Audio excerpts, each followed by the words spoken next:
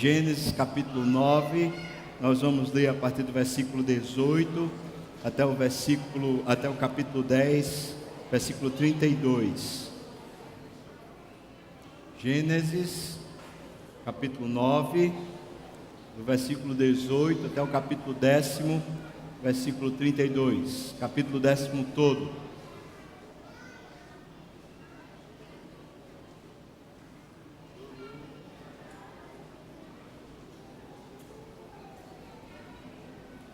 Gênesis 9, a partir do versículo 18, tá bom? Vamos acompanhar com bastante atenção. Diz assim: os filhos de Noé que saíram da arca foram Sem, Cã e Jafé. Cã é o pai de Canaã. São eles os 3 filhos de Noé, e deles se povoou toda a terra. Sendo Noé lavrador, passou a plantar uma vinha, bebendo do vinho, embriagou-se e se pôs nu dentro da sua tenda. Cã, pai de Canaã, vendo a nudez do pai, fê-lo saber fora aos seus 2 irmãos. Então Sem e Jafé tomaram uma capa, puseram-na sobre os próprios ombros de ambos, e andando de costas, rostos desviados, cobriram a nudez do pai sem que a vissem. Despertando Noé do seu vinho, soube o que fizera o seu filho mais moço, e disse: maldito seja Canaã, seja servo dos servos a seus irmãos. E ajuntou: bendito seja o Senhor, o Deus de Sem, e Canaã lhe seja servo. Engrandeça Deus a Jafé, e habite ele nas tendas de Sem, e Canaã lhe seja servo. Noé, passado o dilúvio, viveu ainda 350 anos. Todos os dias de Noé foram 950 anos e morreu. São estas as gerações dos filhos de Noé. Preste bem atenção, porque esse capítulo é genealogia, mas fala das terras onde cada um foi parar. Esse capítulo também é um prenúncio do que vai acontecer no capítulo 11, na Torre de Babel. E eles estão fora de cronologia, porque era melhor se ele tivesse depois, no sentido da explicação que depois a gente vai dar. Capítulo 10, versículo 1 diz: são estas as gerações dos filhos de Noé, Sem, Cã e Jafé. E nasceram-lhes filhos depois do dilúvio. Os filhos de Jafé são Gomer, Magog, Madai, Javã, Tubal, Meseque e Tiras. Os filhos de Gomer são Askenaz, Rifate e Togarma. Os de Javã são Elisá, Tarsis, Quitim e Dodanim. Estes repartiram entre si as ilhas das nações nas suas terras, cada qual segundo a sua língua, segundo as suas famílias em suas nações. Os filhos de Cã: Cuxi, Misraim, Puti e Canaã. Os filhos de Cuxi: Sebá, Avilá, Sabitá, Raamá, Sabitecá. E os filhos de Raamá: Sabá e Dedã. Cuxi gerou a Nimrod, o qual começou a ser poderoso na terra. Foi valente caçador diante do Senhor. Daí dizer-se, como Nimrod, poderoso caçador diante do Senhor. O princípio do seu reino foi Babel, Ereque, Acade, Calné, da terra de Sineá. Daquela terra saiu ele para a Síria, e edificou Nínive, Reobote, Ir e Calá. E entre Nínive e Calá, a grande cidade de Rezém. Misraim gerou a Ludim, e a Anamim, a Leabim, a Naftuim, a Patruzim, a Casluim, de onde saíram os filisteus, e a Caftorim. Canaã gerou a Sidom, seu primogênito, e a Et, e aos Jebuseus, aos Amorreus, aos Girgazeus, aos Eveus, aos Arqueus, aos Sineus, aos Arvadeus, aos Zemareus e aos Amateus. E depois se espalharam as famílias dos cananeus, e o limite dos cananeus foi desde Sidom, indo para Gerar, até Gaza, indo para Sodoma e Gomorra, Admá e Zeboim até Laza. São estes os filhos de Cã, segundo as suas famílias, segundo as suas línguas, em suas terras, em suas nações. Sem, que foi pai de todos os filhos de Éber, o irmão mais velho de Javé, também lhe nasceram filhos. Os filhos de Sem são Elão, Assur, Arfaxade, Lude e Arã. Os filhos de Arã, Uz, Geter e Mas. Arfaxade gerou a Salá, Salá gerou a Éber. A Éber nasceram 2 filhos. Um teve por nome Peleg, porquanto nos seus dias se repartiu a terra, e o nome do seu irmão foi Joctã. Joctã gerou a Almodá, a Salefé, a Azarmavé, a Gerá, e a Adorão, a Uzá, a Dicla, a Obal, a Abimael, a Sabá, a Orfi, a Avilá e a Jobabe. Todos estes foram filhos de Joctã, e habitaram desde Messa, indo até Cefá, montanha do Oriente. São estes os filhos de Sem, segundo as suas famílias, segundo as suas línguas, em suas terras, em suas nações. São estas as famílias dos filhos de Noé, segundo as suas gerações, nas suas nações, e destes foram disseminadas as nações na terra depois do dilúvio. Amém. Vamos orar. Pai, eu peço ao Senhor misericórdia, porque a gente acabou de ler a Tua palavra que é santa, perfeita, e para a gente conseguir entender e até aproveitar só pela Tua misericórdia, Deus, só o Senhor usando o Seu Espírito e nos ensinando. Temos aqui, Senhor, a nossa total incapacidade, a minha principalmente. O Senhor sabe do meu pecado, da minha falha, da minha iniquidade, e eu peço ao Senhor misericórdia sobre mim, também sobre meus irmãos. Todos somos pecadores e precisamos da Tua graça, Pai. Nos ajude aqui, nos abençoe. Nós oramos assim no nome de Jesus. Amém. Esse texto do capítulo 10 é uma boa sugestão para aquelas que estão grávidas, né? O que você achou dos nomes? Gostou? Cada nome estranho, né? Realmente faz parte de uma outra cultura. Mas, mais do que os nomes, estão aqui as principais localidades, cidades e regiões da Terra Antiga, onde começou a se espalhar as civilizações, de onde veio as ramificações a partir dos filhos de Noé, criando as raças, os grupos e subgrupos de culturas na face da terra. Daqui vem o desenvolvimento para tudo que a gente vê hoje, apesar que hoje, nessa era globalizada, a gente tem mais mistura de raça do que propriamente raça. Mas aqui estão os primórdios da humanidade, quando tudo está se espalhando.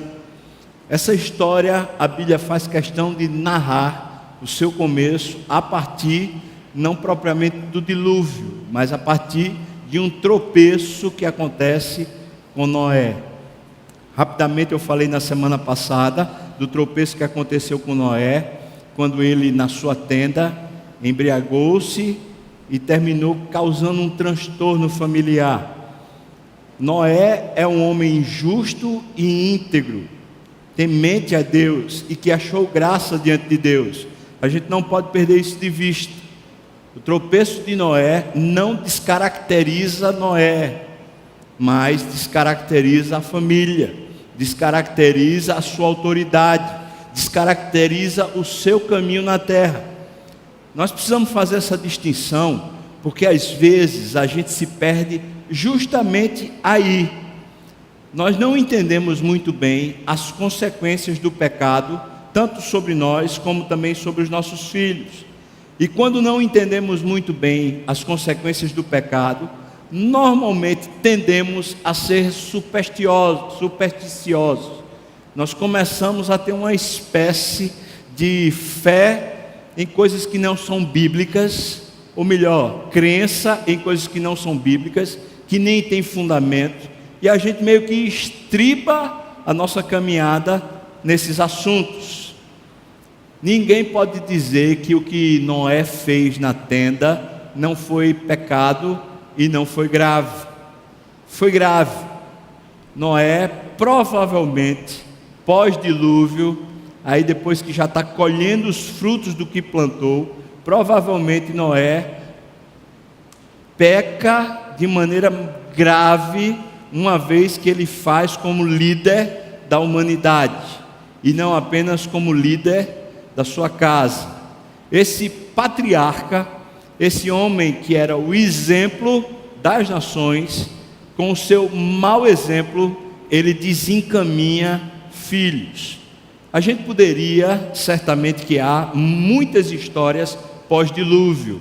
A Bíblia fala que o ano em que Noé saiu da arca foi o ano 601 da sua vida, e diz também que ele viveu 950 anos, ou seja, 349 anos pós-dilúvio. É bastante tempo, mas a Bíblia faz questão de só narrar esse evento desses 349 anos da vida de Noé.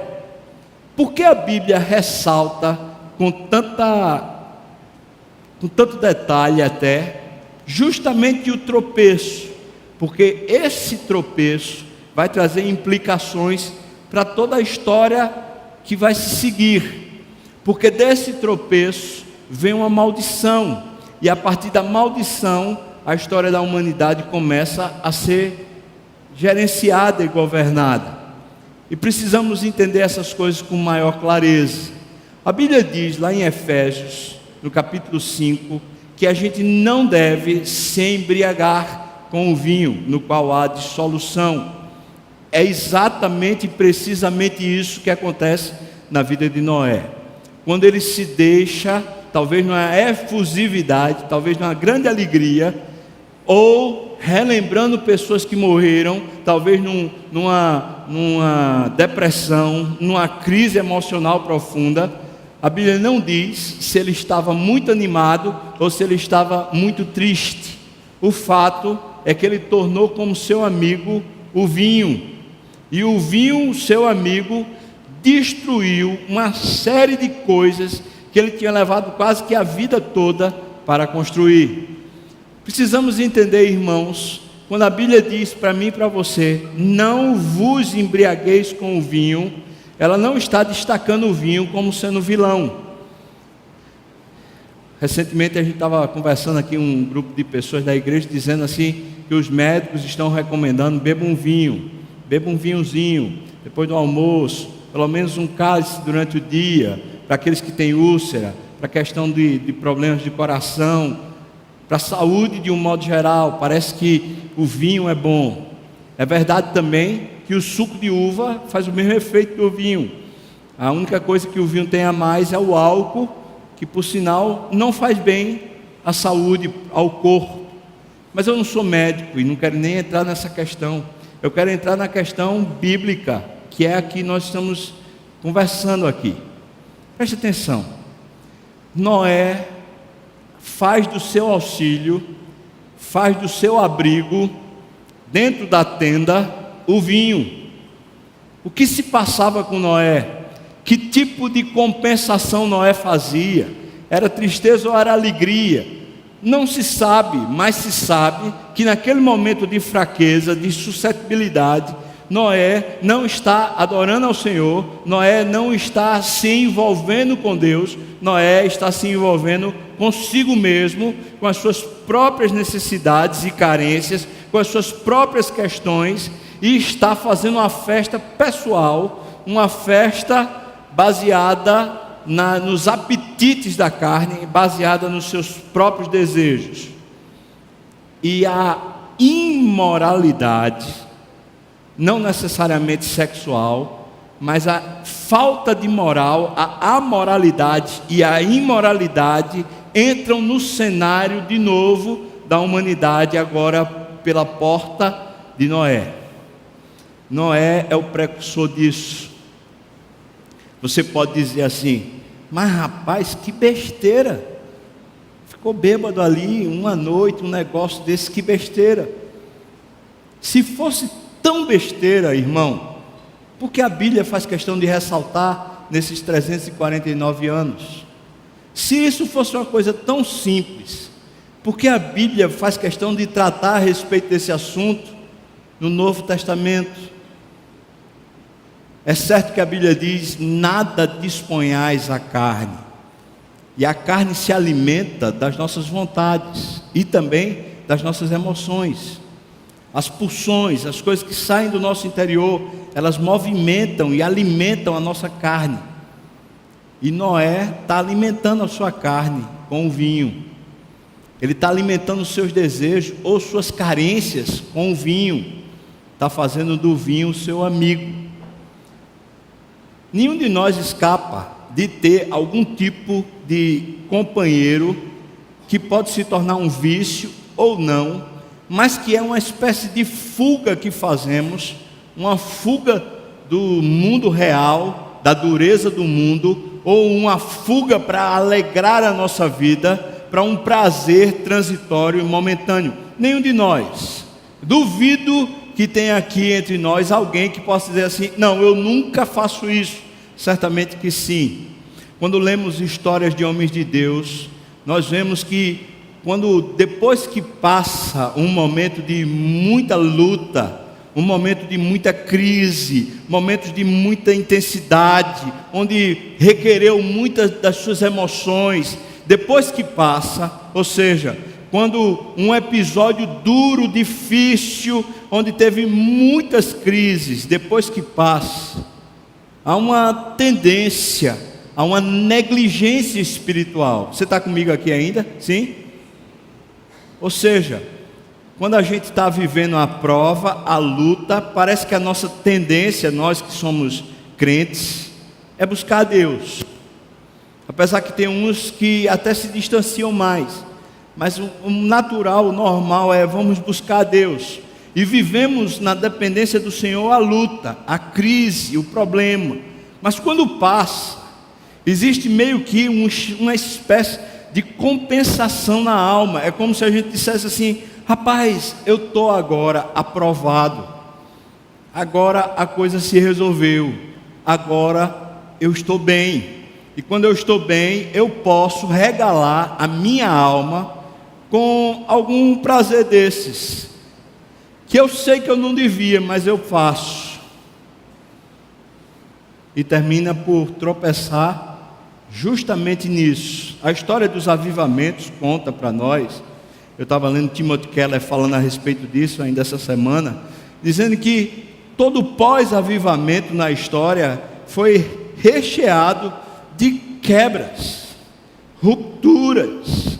As pessoas se romperam, as pessoas se desviaram umas das outras. Fato é que a nossa tendência é, à medida que nós caminhamos, avançando, crescendo, nos tornando mais piedosos, mais crentes, até de repente a gente se torna uma pessoa mais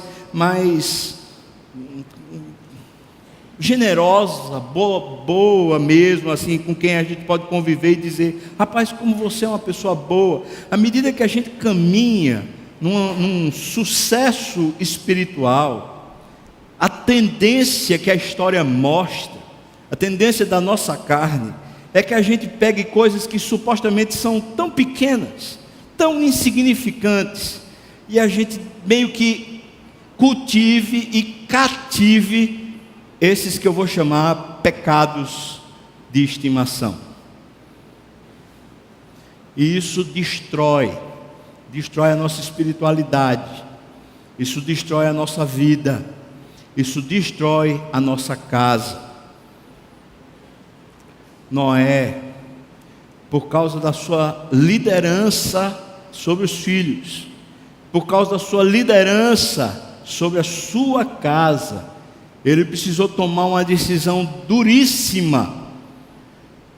Ele precisou repreender, mas repreender com muita força o seu filho que o havia desrespeitado, mas desrespeitado gravemente.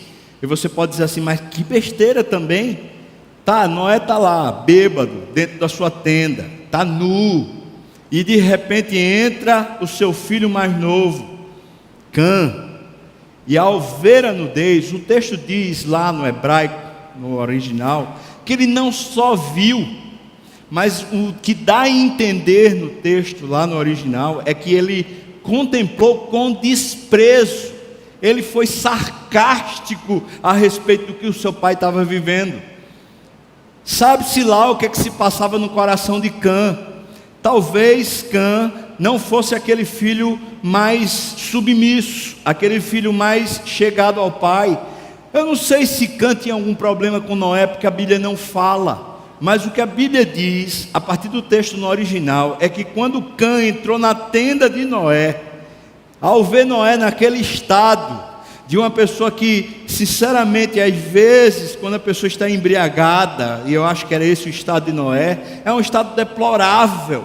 A pessoa não dá cor de si. Eu já vi pessoas bêbadas que se urinam, que ficam caídas lá no meio da casa, no meio da sala. Eu já vi situações terríveis nesse negócio.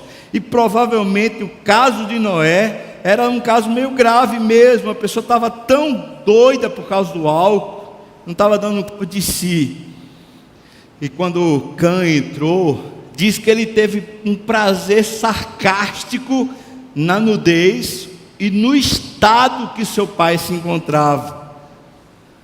Aqui eu quero puxar uma lição preciosa para nós, irmãos. Primeiro eu quero começar pelos homens. Nós damos muitas vezes cabimento para sermos desonrados dentro de casa. E o que damos de cabimento são justamente as licenças que damos a nós mesmos. Às vezes somos duros que só com os nossos filhos, somos duros que só com a nossa esposa.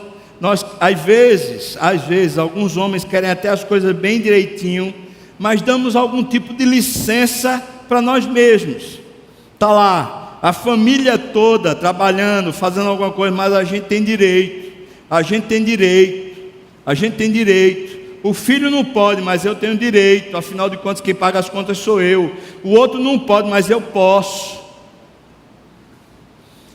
Homens, nós muitas vezes estamos abrindo a porta da mediocridade na nossa casa.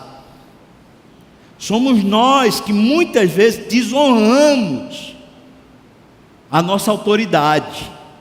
Somos nós que muitas vezes, ao nos calarmos, ao nos omitirmos, às vezes ao ceder tentações, ao permanecer justificando pecados e erros que a família já disse, já viu, já encarou como tropeço, mas a gente continua dizendo, não, isso não tem problema, isso não tem problema. Talvez aquele jogo no domingo, que a família toda diz assim, pai, vamos para lá para a igreja. Você diz, não, peraí que eu vou assistir o esporte. Peraí que eu vou assistir o Náutico, peraí que eu vou assistir o campeonato lá da Espanha, peraí que eu vou assistir não sei o que lá.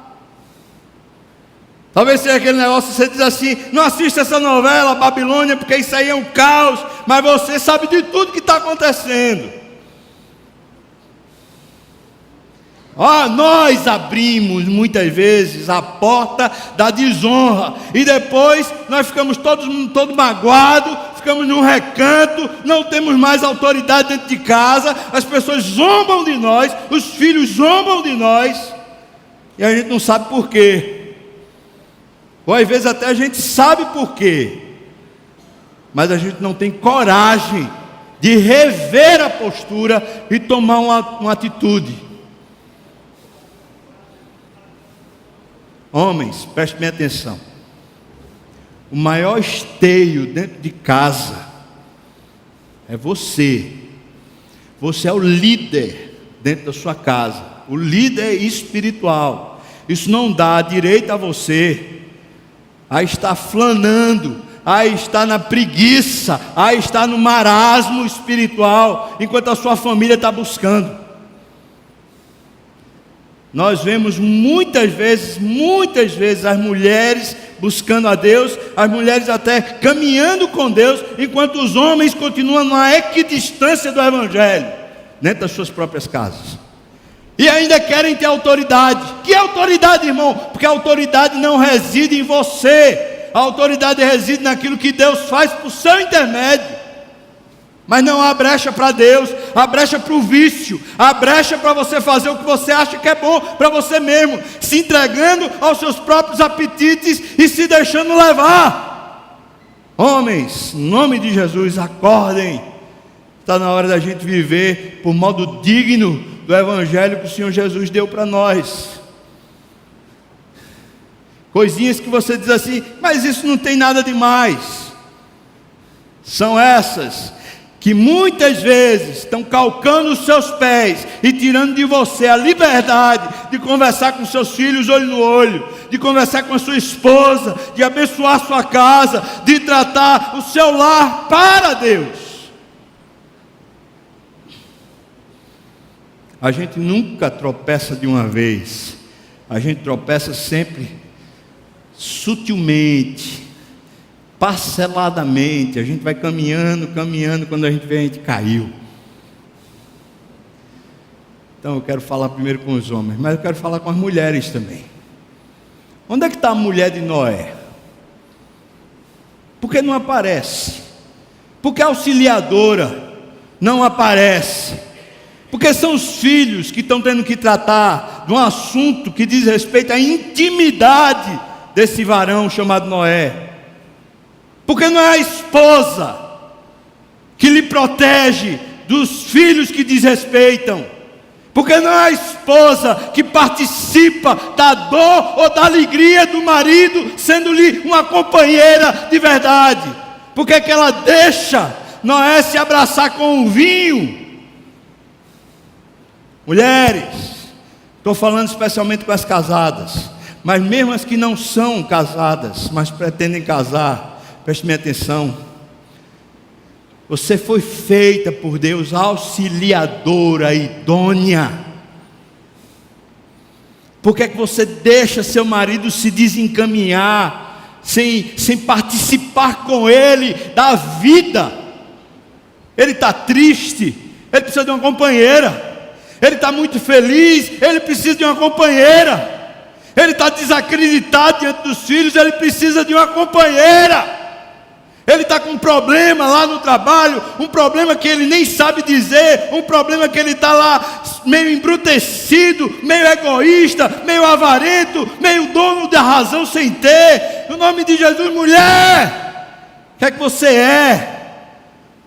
Como é que você contribui para a falência ou para a bênção espiritual? Não tem desculpa para dar para o que Noé fez. Mas o que me impressiona no texto é que Noé reage.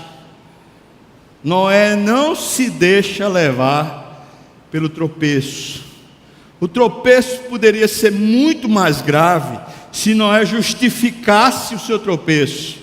Seria muito mais grave se Noé simplesmente dissesse: eu não vou fazer mais, e não tomasse atitude em direção à família. Então eu quero falar com homens e mulheres aqui. Tropeços vão acontecer. De repente aquele homem que você tem em casa, o homem de Deus, ele perde o foco em Deus e tropeça. De repente aquela mulher que é tão fervorosa, ela perde o caminho e tropeça. Tropeços vão acontecer. Eu tenho por certo que sim.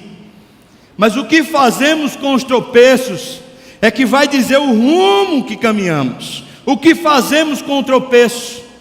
Eu e você precisamos entender que a iniquidade que habita em nós já foi sentenciada por Deus desde a tenra infância, desde quando a gente nasce, que a gente tem um desígnio maligno dentro de nós. Mas não serve de desculpa para a gente permanecer no tropeço como se a vida de pecado fosse justificável. Não é. Precisamos dizer: rapaz, tenho que dar um basta nesse negócio, eu preciso caminhar em direção ao altar. E Noé parece que faz isso, à medida que ele puxa os filhos, e dá uma dura, certeira, em quem de fato faltou com respeito. E alguém pode dizer assim: mas esse cara é muito cara de pau, como é que ele vai lá e diz isso com Canaã, que é o neto dele? Como é que ele amaldiçoa? Alguns comentaristas falam que provavelmente quem viu primeiro foi Canaã, quem avisou a Cã, e Cã foi lá e avisou os seus irmãos. É especulação, o texto não fala isso. Mas o texto fala que dos filhos de Cã, Canaã, que era o mais moço, foi quem foi amaldiçoado. E não há uma explicação plausível para esse negócio, a não ser algumas teorias e explicações que são, a meu ver, mirabolantes.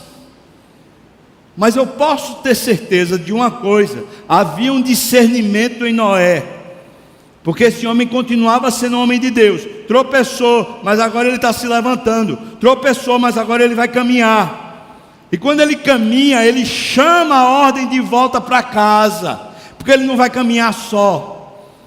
Isso tem faltado, irmãos. Como tem faltado a gente chamar de volta a casa a ordem. Os nossos filhos estão mandando dentro de casa. Os apetites dos filhos têm feito a nossa economia arrasar. Os apetites dos filhos têm feito o gerenciamento e a mordomia do nosso tempo. Nós é quem temos que o tempo todo estar levando, trazendo, pondo para lá, pondo para colar. Participa disso, participa daquilo, por causa de apetites que não são buscar a Deus. A família vai se desgringolando, vai perdendo completamente a referência, por causa de mim, por causa de você, porque a gente que deveria orientar, chamar a responsabilidade, traçar o rumo, a gente fica lá quieto, manietado, calado, fechado. Então a gente encontra Canaã sendo maldito. Se você ler o texto com bastante atenção, a descendência de Canaã, não a descendência de Cã. Mais uma vez eu ressalto, para que não haja confusão. A descendência de Cã teve vários filhos. Dentre os filhos de Cã, Canaã, o mais moço. Canaã foi maldito. E a linhagem que sucede Canaã é justamente aqueles povos que vão habitar essa região, a região de Israel hoje, mas a região um pouco mais extensa do que o território de Israel, a região que ficou chamada como a terra de Canaã. Os jebuseus, os girgazeus, os heveus, os heteus, esses povos, eles moraram ali, na região de Canaã.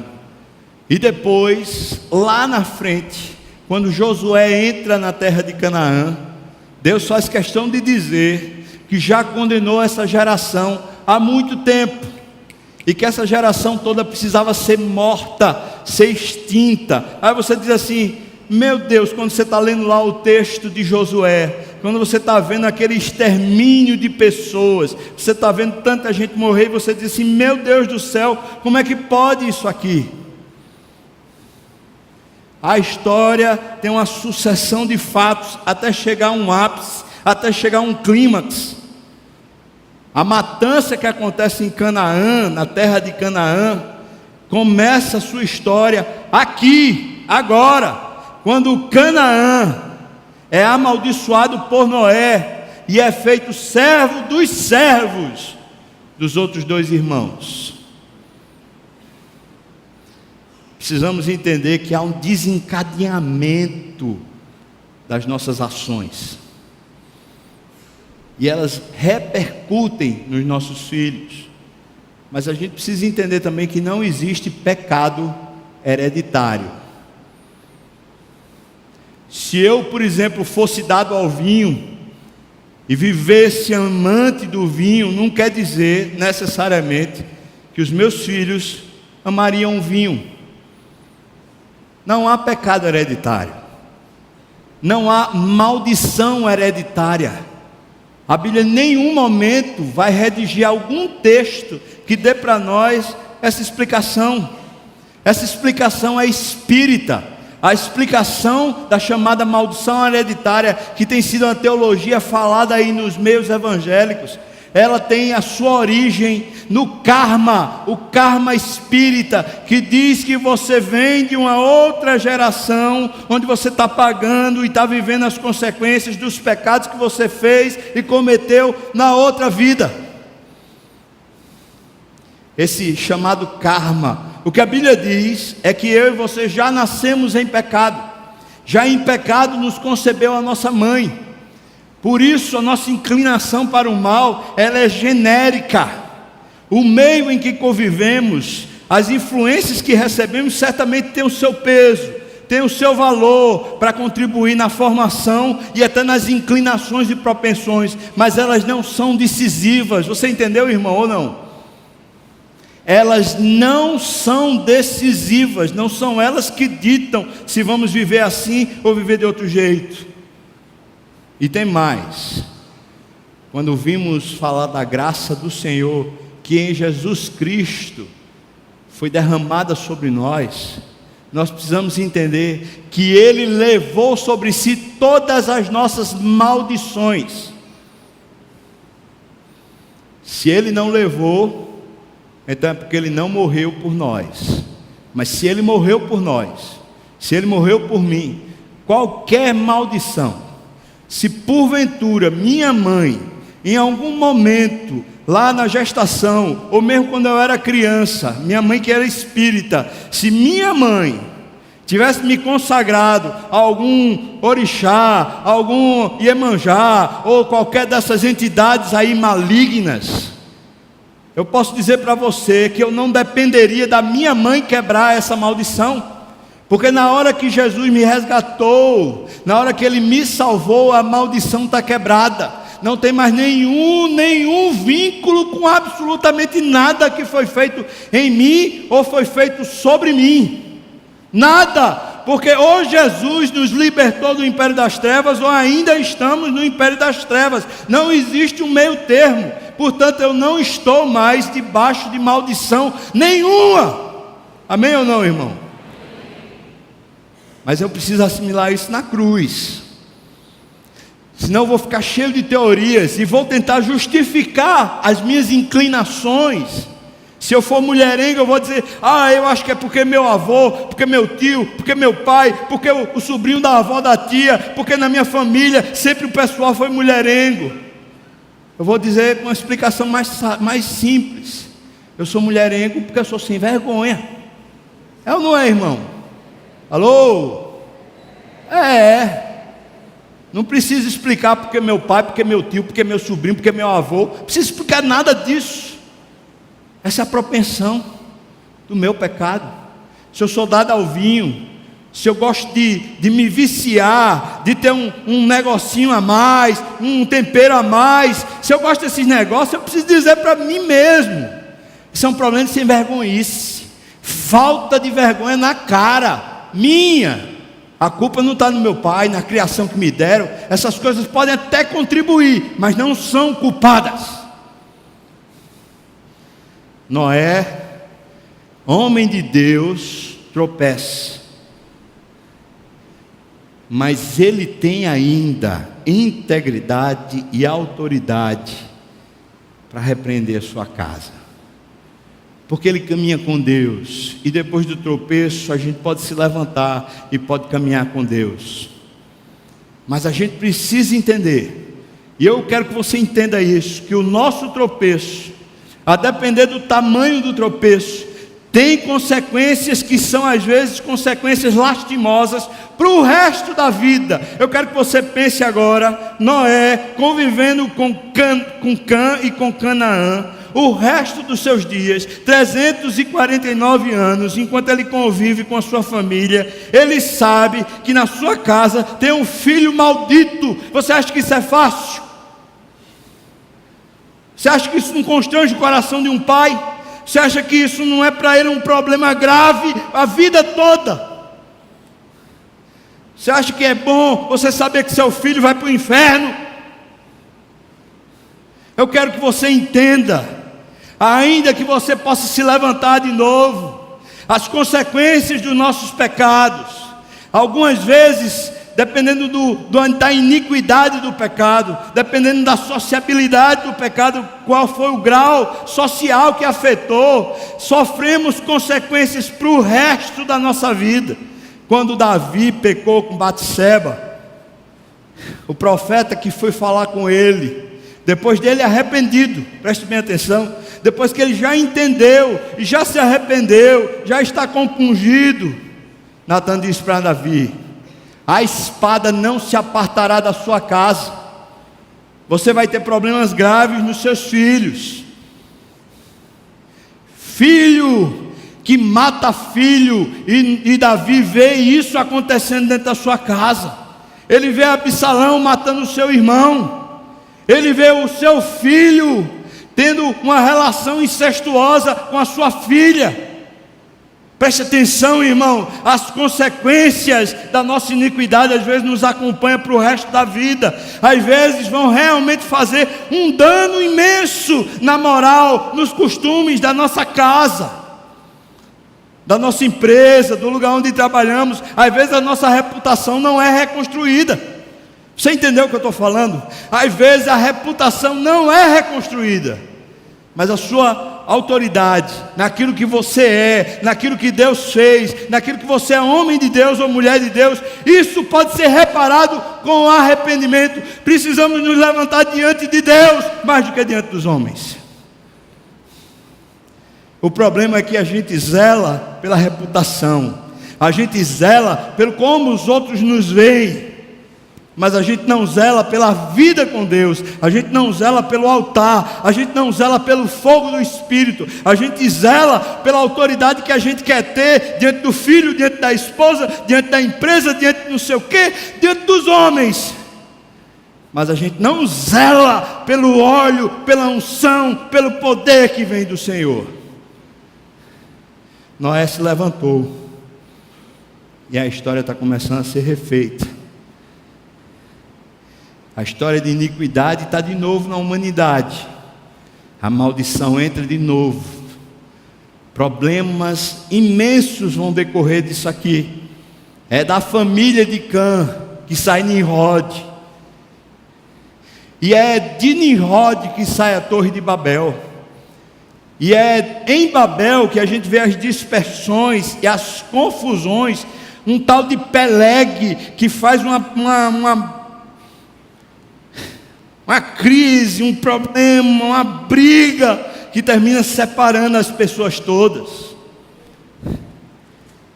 Tudo isso é decorrente ali, dessa matriz. Mas a gente precisa entender, Noé se refaz em Deus. Noé puxa a sua família de volta para o caminho certo. Ele não deixa a coisa de qualquer maneira. Vamos entender aqui ainda, muito rapidamente, o que o cenário apresenta, porque depois no capítulo 11 eu vou falar mais claramente a respeito disso, mas rapidamente aqui, vamos falar aqui. Jafé, esse filho mais velho de Noé, ele vai para regiões norte. Você tem que lembrar que a arca ficou nas montanhas do Ararat, naquela cordilheira do Ararat, que chega até 5.100 e poucos metros.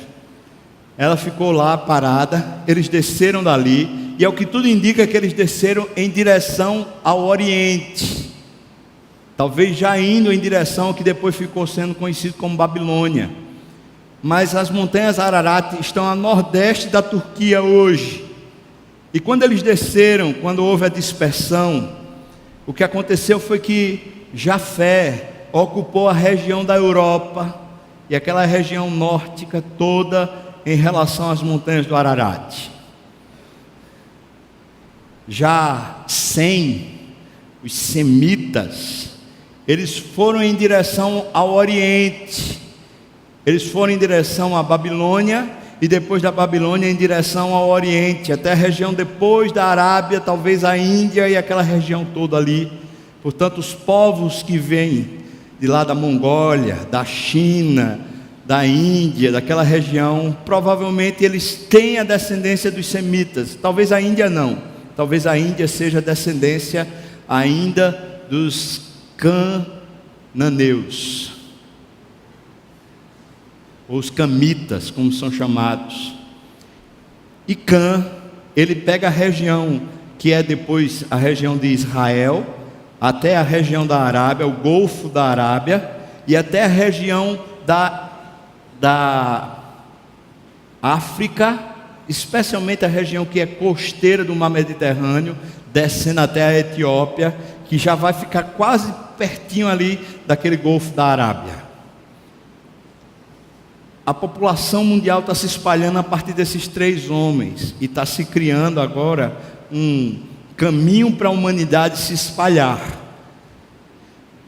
Depois você pode dar uma olhada em alguns sites que falam a respeito disso, falando especialmente como depois provavelmente eles chegaram até a América, desceram pela América. É interessante, a gente só não tem tempo de parar e falar aqui agora. Mas foi assim que a história foi se formando. O tropeço aconteceu, a correção aconteceu, mas agora as famílias da terra estão de novo convivendo com a maldição, estão de novo convivendo com as destruições concernentes ao pecado. Nós vamos viver assim o resto da vida.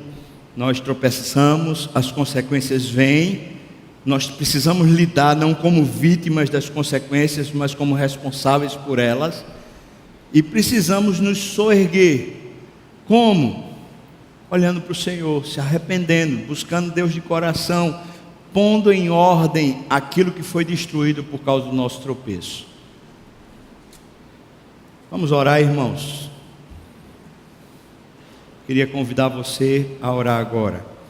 Talvez alguns homens e mulheres aqui sejam dados a vícios, inclusive o álcool.